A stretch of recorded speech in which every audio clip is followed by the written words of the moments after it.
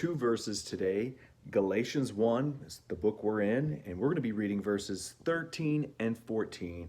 Galatians 1, 13 and 14, reading from the NLT. You know what I was like when I followed the Jewish religion, how violently I persecuted God's church.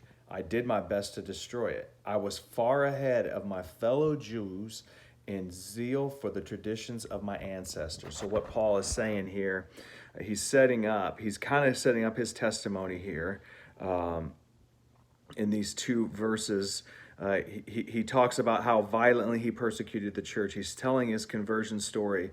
He was the enemy of the church. It's interesting that the enemy of the church became its biggest proponent, that a murderer became an advocate, that he was once against it and he became a leader in it. That's something that only God can do. It reminds me just of God's grace, his vast grace for us to turn something that was completely against us to be 100% for us.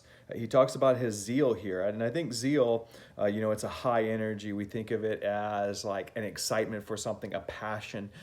Passion can be good when it's put in the right things, but clearly he had a zeal for the traditions of his ancestors, for the Jewish religion, for their beliefs. I think, again, he's tying this back to what we're going to be talking about here is the false gospel that they're preaching to them. And we'll set that up here as we're going verse by verse and flowing through that. But he's really tying to that by saying, like, hey, I get it. I used to be the most zealous for these traditions, these rituals, these beliefs that we had. He was a leader in zeal. He was high energy. He was advanced in Judaism.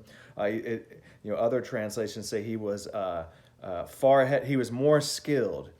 He had the zeal. He knew it is what he knew, and he excelled in it. And he was loyal to those traditions more than Christ and the truth. And that is our downfall: is are we more loyal to our traditions, to our thoughts, to our maybe even political beliefs, our socioeconomical status, our nationality, than we are to understanding the gospel of Jesus. So I hope this has been a blessing to you in some way.